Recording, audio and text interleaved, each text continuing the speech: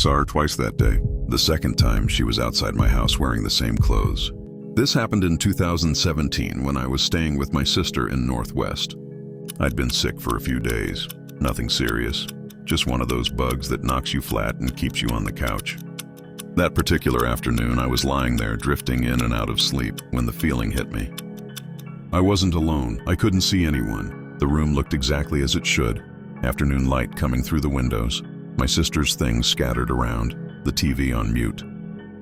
But I could feel them. Multiple presences surrounding me, watching me. The air felt thick, crowded like when you're in an elevator packed with people standing too close. My skin prickled. I sat up slowly, my heart starting to pound, scanning the room for something, anything that would explain this feeling. That's when something inside me whispered, "Look at the passage." I don't know why I listened. Maybe it was instinct. Maybe it was whatever part of us knows when we're being watched. But I turned my head toward the hallway. A woman was standing there. My breath caught in my throat. She was just standing in the passage, completely still, staring in my direction. I couldn't make out her face clearly. It was like looking at someone through frosted glass. Features blurred, but the shape unmistakable. She wore a long dress or skirt, dark-colored, old-fashioned looking. We locked eyes, or at least I think we did. It's hard to explain. I couldn't see her face, but I felt her looking at me. Then she ran, not walked. Ran straight down the passage and into my bedroom. I heard her footsteps, rapid, urgent, and then my bedroom door didn't slam. But I heard the movement, felt the displacement of air. For a moment I sat frozen on that couch, my mind trying to catch up with what my eyes had just seen. Then adrenaline kicked in. I jumped up and rushed down the passage to my bedroom, my hands shaking as I pushed the door open. Empty, completely empty. I checked the closet, under the bed, behind the door. Every possible place a person could hide in that small room. Nothing, no one. The window was closed and locked from the inside. There was no other way out, but I had seen her. I had heard her running. Panic rose in my chest. My hands were trembling so badly I could barely breathe. I ran outside, gasping for air, my heart hammering like it was trying to escape my ribcage. I stood in the yard, bent over with my hands on my knees, trying to calm down, trying to convince myself I'd hallucinated from being sick, from fever, from exhaustion. That's when I saw her again, a woman walking past our yard. Wearing the exact same dark dress, I froze. She was walking slowly, steadily, along the path that ran beside our property. Real solid, casting a shadow in the afternoon sun. "Hello," I called out, my voice shaky. She didn't respond, didn't even look up. Just kept walking with her head down, like she was deliberately avoiding eye contact. I tried again. "Excuse me?" Nothing. She just kept walking, her eyes fixed on the ground, and then she was past our yard and continuing down the road. I stood there watching her disappear, my mind reeling. Same woman, same clothes, but this time outside, this time solid and real. Had I seen her ghost inside and now she was, what, alive, walking outside? Or had I seen something else entirely? Something that took her form, wore her appearance, and ran into my bedroom before manifesting outside. I never found out. I never saw her again after that day. But I asked my sister about it when she got home, describing the woman, the old-fashioned dress. Her face went pale. "A woman in old clothes?" she asked quietly. "Dark dress, won't look at you?" I nodded. She was silent for a long moment. Then, "Other people have seen her too in this neighborhood. She walks past houses, always looking down. Some people say she died on this road years ago. I moved out 2 weeks later. I don't care if it was a ghost, a spirit, or something I can't explain. I don't care if the woman outside was real and the one inside was something else wearing her face. All I know is this. I saw her run into my bedroom and there was nowhere for her to go. And when I saw her outside minutes later, she wouldn't look at me. Some people say spirits can't hurt you. Maybe that's true. But they can sure as hell make you question everything you thought was real. And sometimes that's worse than any harm they could do."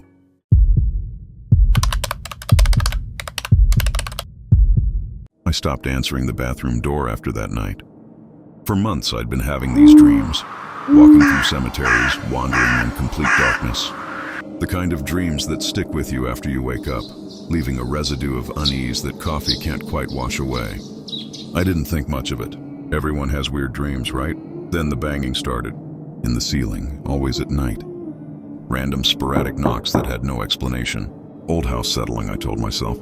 Pipes, something reasonable.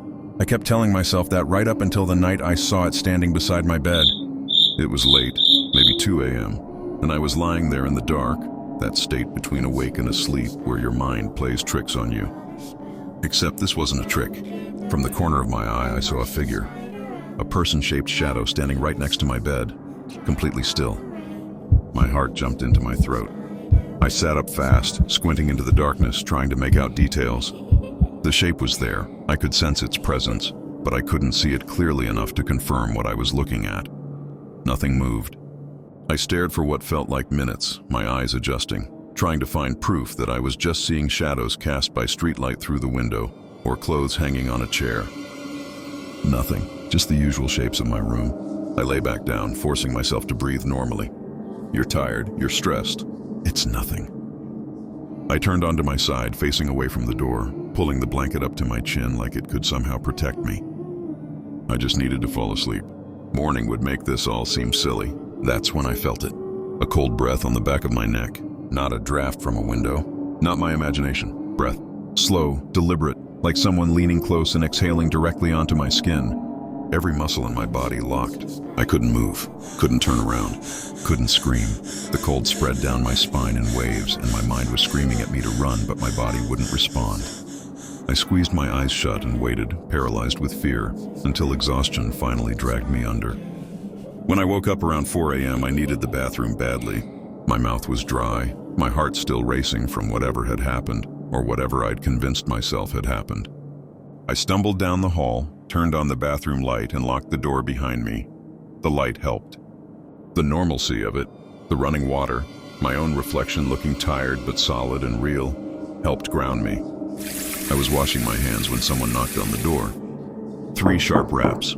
"Occupied," I called out, assuming it was my sister.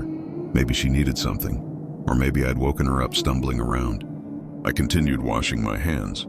3 more knocks, harder this time. Annoyed now, I raised my voice. "Yes, what's wrong?" Nothing. Complete silence. I dried my hands slowly, listening. No footsteps walking away. No response. Just nothing. "Hello?" I called out. Silence. A cold knot formed in my stomach. I stood there, hand on the doorknob, suddenly not wanting to open it. But that was ridiculous. It was my sister. It had to be. I opened the door. The hallway was empty, completely empty, dark and silent. My sister's door was closed, no light underneath. The rest of the house was still. That heavy 4 a.m. quiet where you can hear your own pulse. Nobody was there. Nobody could have knocked and gotten back to their room that quickly without me hearing them. The old floorboards creaked with every step. I stood there in the doorway, my wet hands going cold, staring into that empty hallway. Then I walked quickly back to my bedroom, closed the door, and got back into bed. I pulled the covers over my head like a child and didn't move until sunlight started filtering through the window.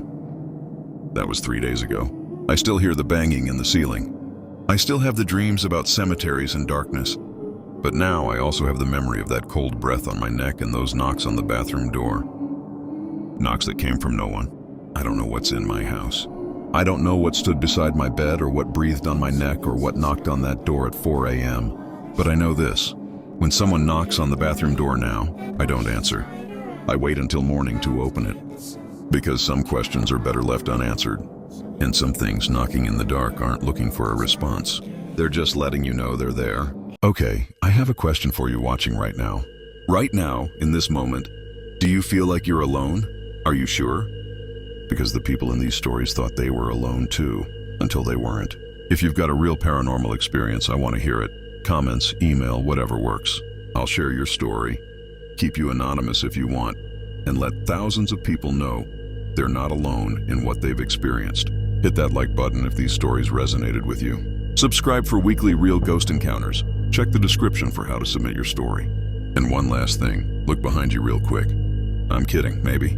Thanks for watching. Stay safe.